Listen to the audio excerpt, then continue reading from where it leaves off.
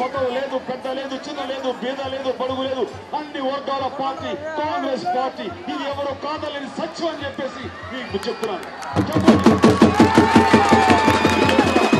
ఎంతమంది దళిత సోదరులు ఉన్నారు ఇక్కడ, వెల్లి వర్గాలకు సంబంధించిన వారు ఉన్నారు. ఎంతమంది మత్స్యకారులు వెలుగుబడి తక్కువ చేసిందా, బడుగు బలహీన వర్గాలకు తక్కువ చేసిందా, దళితులకు తక్కువ చేసిందా? చెప్పాలంటే మన రాష్ట్రమే మొట్టమొదటిగా కాంగ్రెస్ ప్రభుత్వమే దళితులకు ఎస్టీ ఎస్సీ సబ్ ప్లాన్ అంటే వాళ్ళ నిధులు వాళ్ళకే ఖర్చు పెట్టాలి, వాళ్ళ బాగోగులకే ఖర్చు పెట్టాలి, వాళ్ళ బిడ్డ విద్యా బుద్ధికే ఖర్చు పెట్టాలంటూ ఈ రోజు చట్టబద్ధం చేసిన మాట వాస్తవం కాదా?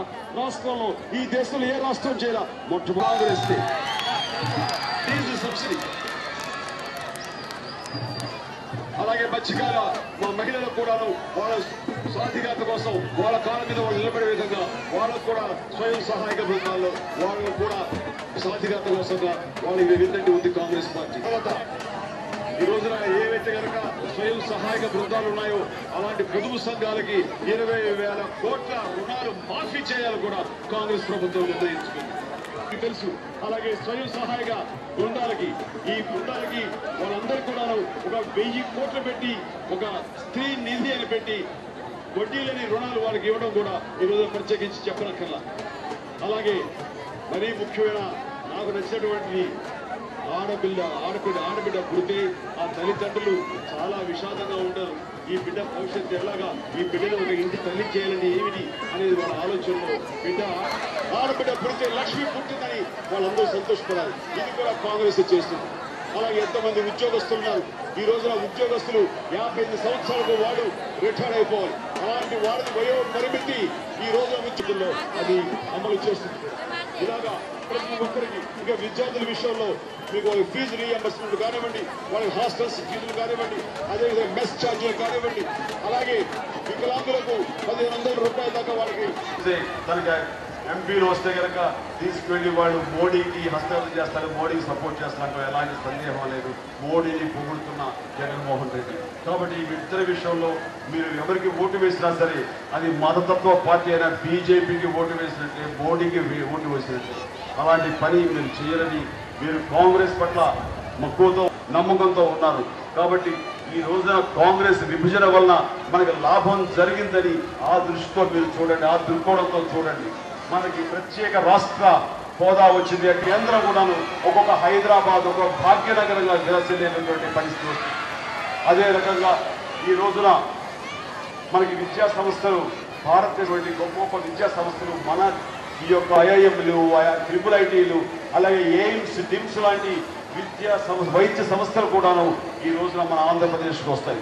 అలాంటి సంస్థలు రావడం, అలాంటి పరిశ్రమగా అభివృద్ధి చెందడం, కోస్టల్ కారిడార్ రావడం, అలాగే పెట్రో కారిడార్ రావడం, అగ్రికల్చరల్ యూనివర్సిటీస్ రావడం, సెంట్రల్ యూనివర్సిటీస్ రావడం, ఇక చూస్తే కనుక భవిష్యత్తులో అలాగే ఉక్కు ఫ్యాక్టరీ కడపలో రావడం, ఇవన్నీ కూడా భవిష్యత్తులో అద్భుతంగా ఉంటుంది. మరీ ముఖ్యంగా వెనుకబడ్డ ప్రాంతమైనటువంటి ఈ ఉత్తరాంధ్ర, అదేవిధంగా రాయలసీమకు ప్రత్యేక ప్యాకేజీలు రావడం అనేది లక్ష్యం. ఈ రోజు వాటి అభివృద్ధి కోసం కేంద్ర ప్రభుత్వం 90% భరిస్తుందంటే ఇక మన అభివృద్ధి ఏ పాటిస్తుందో మీరందరూ కూడా ఆలోచించవచ్చు.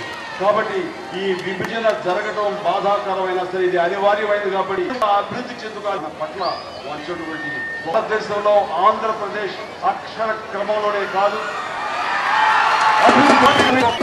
ఈ విధంగా కాంగ్రెస్ బడుగు బలహీన వర్గాల మనిషిగా మీ మధ్య బాణిని, తండ్రి యొక్క ఆశయాల్ని అన్ని రకాలుగా పుడిగిపుచ్చుకుని ఈ రోజు మీ మధ్యనటువంటి రాజు గారు ఖచ్చితంగా మీ అన్ని రకాల సేవలు అందిస్తూ మీ సమస్యలు ఎప్పటికప్పుడు పరిష్కరిస్తూ ఇక్కడ అభివృద్ధి కోసం మన అభివృద్ధి ఏ పాటిస్తుందో మీరందరూ కూడా ఆలోచించవచ్చు.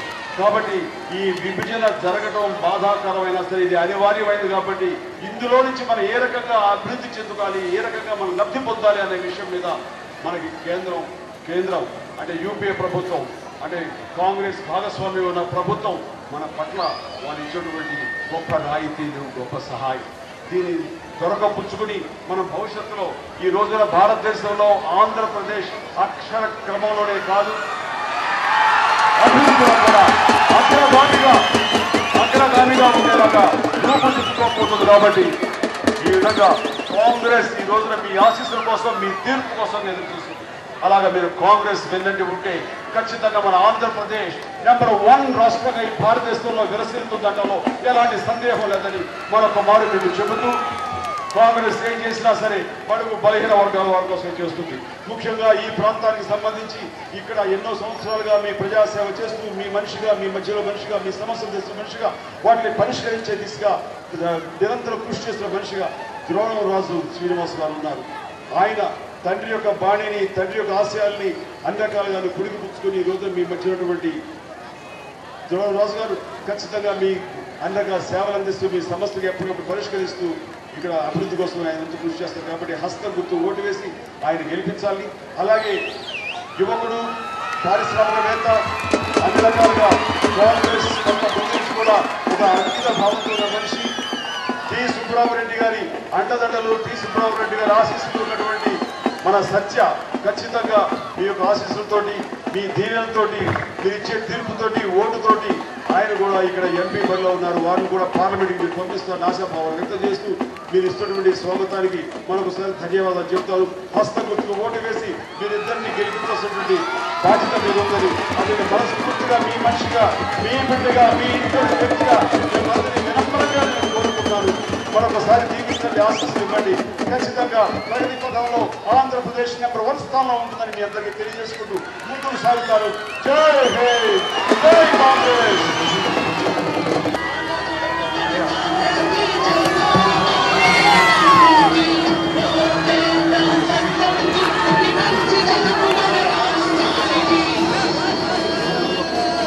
ఒక్క నిమిషం ఆగాలి, ఒక్క నిమిషం. డాక్టర్ ఆడమ్స్ గారు ఒక్క నిమిషం.